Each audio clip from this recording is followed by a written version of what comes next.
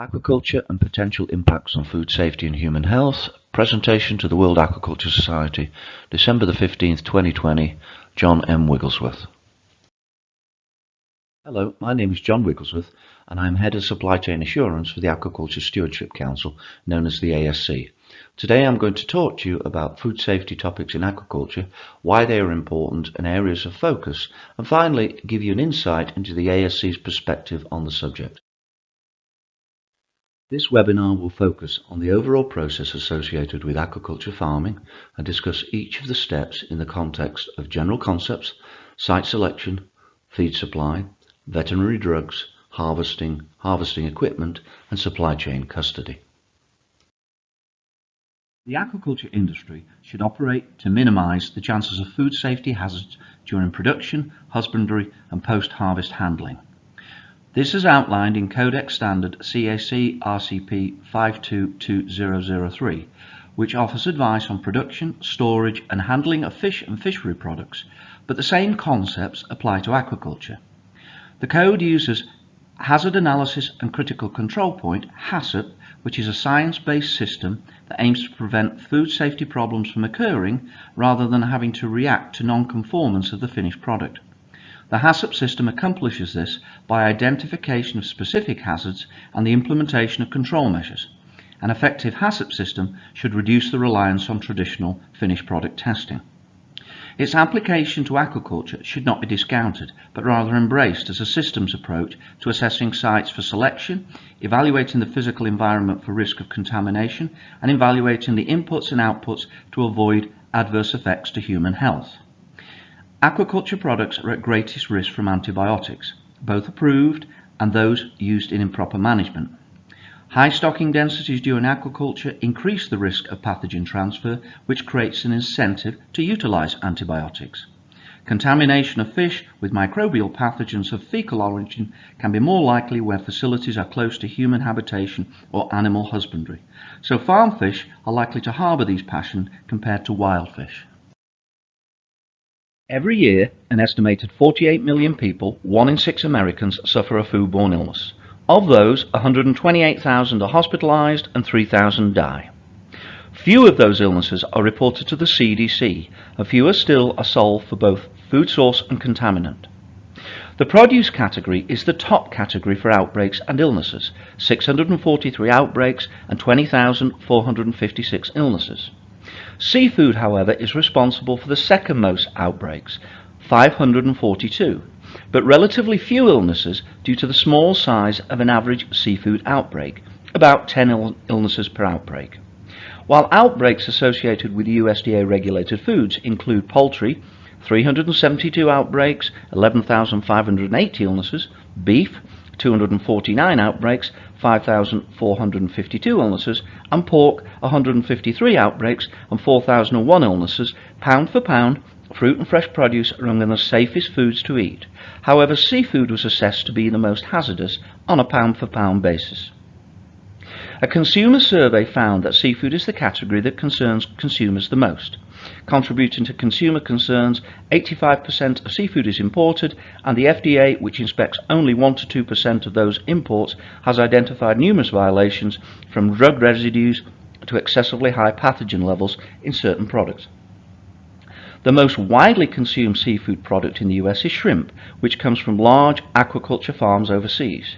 In addition, a study found that seafood fraud has become more common, with an estimated 1/3 of seafood being mislabeled.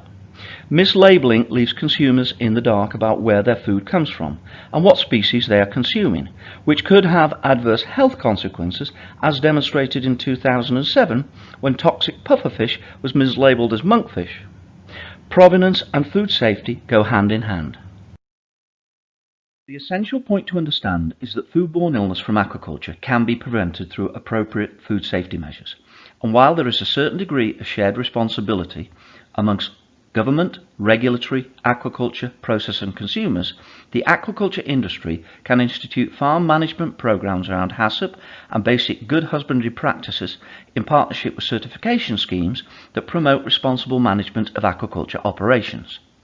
The HACCP system offers a systematic approach to the identification and assessment of hazards, risks associated with production, processing, distribution of aquatic foods, and puts the responsibility to produce safe products firmly on the aquaculture sector.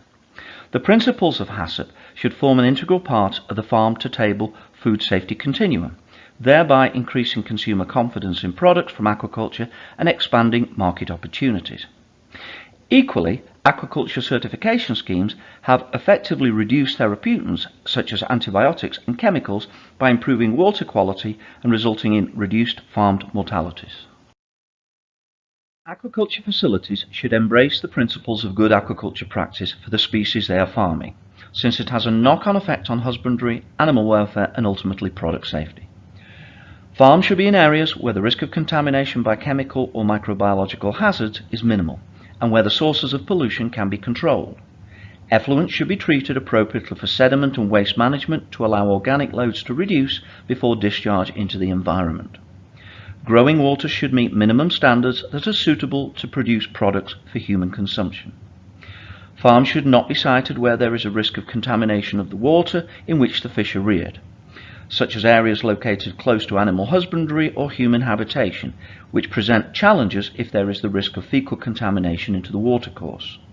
All chemicals, fertilizers and additives should be applied with good agriculture practice in mind to avoid contamination of products destined for consumers. Aquaculture feeds represent a potential risk of contamination from chemical, mycotoxin and pathogens. Feed should be stored appropriately at correct temperature and time parameters. Ingredients should not contain unsafe levels of pesticides, chemicals, microbial toxins, or other adulterating substances.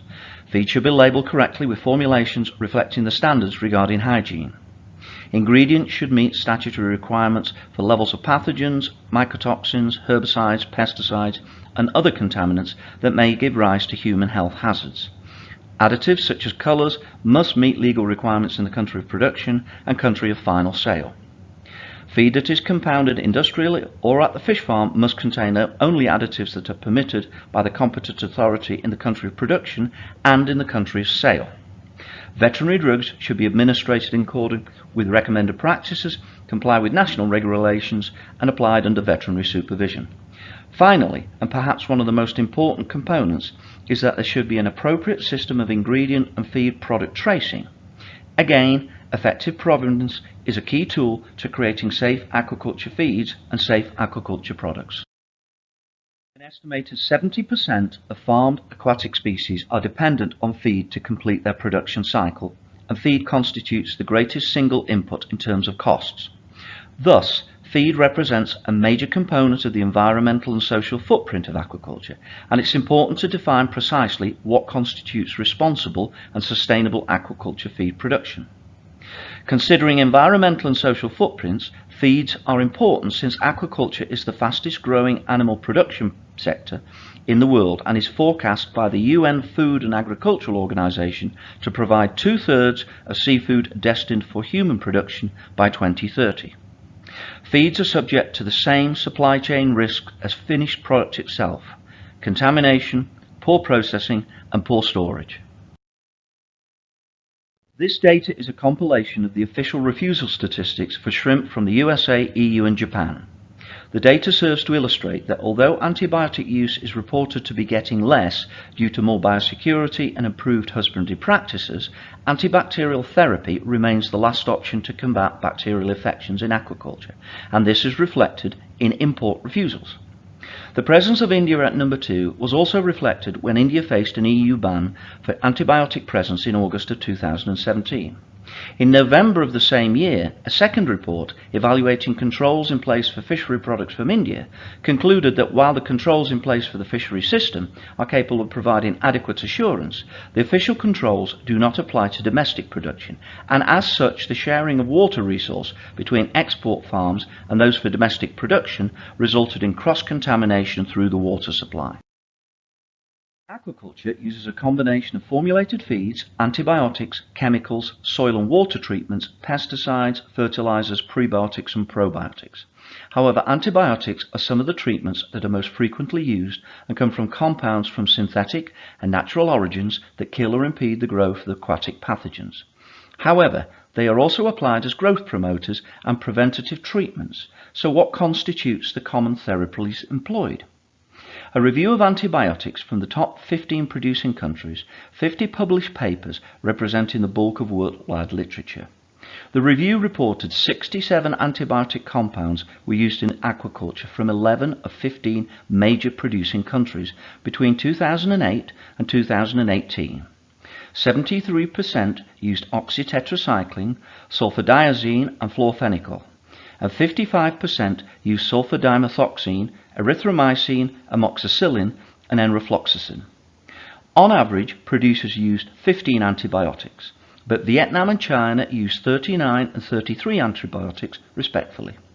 While there is a shift toward the restriction of banned antibiotics such as nitrofurans and chloramphenicol, and those deemed by the WHO as critically important for human medicine, penicillins, quinolones, chloramphenicol and nitrofurans are still found regularly in aquaculture products. What is the implication of antibiotic misuse to human health? Adverse drug reactions occur when an individual develops antibiotic sensitivity with a knock-on effect to human treatment options for disease. Antibiotic sensitivity causes diarrhea, nausea, vomiting, rashes, and gastrointestinal distress. Such adverse reactions are immune system mediated, impacting various organ systems. Some antibiotics such as tetracyclines, sulfonamides, and penicillin are antigenic and can contribute to allergenic symptoms. Chloramphenicol increases the risk of subject developing aplastic anemia and agranulocytosis by lowering white blood cell count. The occurrence of antibiotic resistance, ARB, and antibiotic resistant genes, ARG, is another way that antibiotics create a public health risk because antibiotic resistance can transfer from the aquatic organisms to humans. The fish pathogens and other aquatic bacteria exposure to antibiotics can develop ARGs through various mechanisms.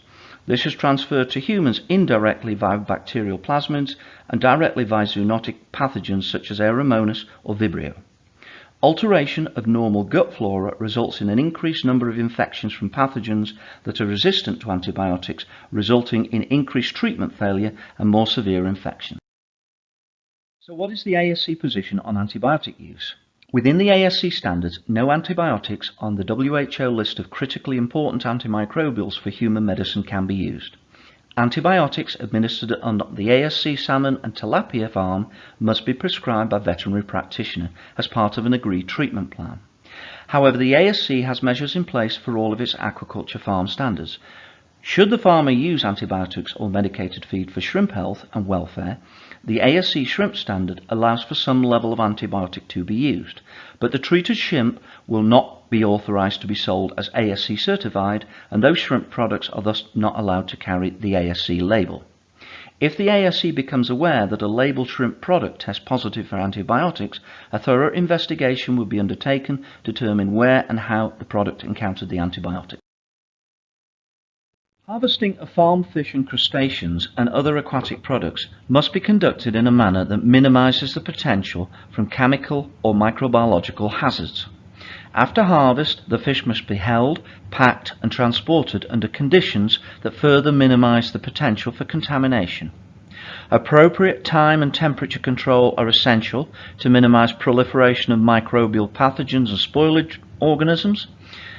Essentially, seafood must be treated according to 3 rules: wash it often, keep it cold, and move it quickly. Seines, nets, and traps used for harvest should be carefully selected to ensure minimal damage during harvesting. Harvesting areas and all equipment for harvesting, catching, sorting, grading, conveying, and transporting of live products should be designed for rapid and efficient handling without causing mechanical damage. Equipment should be easily cleanable and free from contamination. Conveying equipment for live and slaughtered products should be constructed of suitable corrosion-resistant material that does not transmit toxic substances and should not cause any damage or injuries. Surfaces in handling areas should be non-toxic, smooth, impervious and in sound condition to minimize the buildup of processing waste and increase the risk of microbial contamination. Adequate facilities must be provided for the handling and washing of aquaculture products, and they must have adequate supply of cold potable water. Adequate facilities must be provided for washing and disinfection of equipment. Containers for processing waste material must be clearly identified, suitably constructed, sealable and made of impervious material. Separate and adequate facilities must be provided to prevent contamination of products and dry materials such as packaging, harmful substances, offal and waste materials. Hand washing and toilet facilities must be available and isolated from the fish and shellfish handling areas, and there must be an appropriate pest management system implemented to avoid cross-contamination. With complex international supply chains for many seafood products, substitution and mislabeling of seafood is a globally recognized issue. The ASC Chain of Custody standard is a traceability and segregation standard that is applicable to the full supply chain, from certified farm to the product carrying the ASC logo. Each company in the supply chain handling or selling an ASC certified product must have a valid chain of custody certificate. This assures consumers and seafood buyers that the ASC labelled products come from a certified responsible farm. We use the Marine Stewardship Council MSC Chain of Custody COC standard to verify the origin of seafood sold as ASC certified. While the COC cannot guarantee a perfect supply chain, it does serve to support food safety because of the rigour in the provenance and programme assurance resources. Food safety in the aquaculture industry starts at the hatchery, works through the farm, impacts the feed supply and is part of the handling process through processing and shipment of finished goods. It must involve site selection, feed inputs, husbandry, harvesting and processing to be comprehensively effective. Food safety must always involve a systems approach, such as HACCP, in addition to formal certification schemes represented by schemes such as ASC standards, which provide structure to develop food safety in aquaculture. Traceability and an understanding of provenance of origin are paramount in underwriting any food safety system, and systems underwriting provenance should always be challenged to ensure they work. Feed standards. The ASC feed standard defines requirements for factory practices and parameters for responsibly sourced ingredients. The standard is a tool that recognises and rewards responsible aquaculture feed supply and applies to all standards. It provides an additional mechanism for producers and retailers to mitigate environmental and social impacts through their feed supply chain. Site standards. ASC standards set requirements for farming to guide seafood producers in minimising key environmental and social impacts of aquaculture. The standard covers 11 farmed groups and are based on sound science applicable to different locations, types and scale of operations. The standards cover biodiversity, feed, pollution, disease, antibiotics and social issues. The ASC is acutely aware of the necessity for traceability through the aquaculture production supply chain, and its traceability and segregation standard is applicable to the full supply chain from a certified farm to the product carrying the ASC logo. Each company in the supply chain handling or selling an ASC certified product must have a valid chain of custody certificate. In this way, while the ASC cannot assure fraud will never happen, the ASC does have a mechanism to formally intervene and act. In this way, the ASC logo supports credible supply chain assurance to consumers. Thank you for taking the time to listen to my webinar.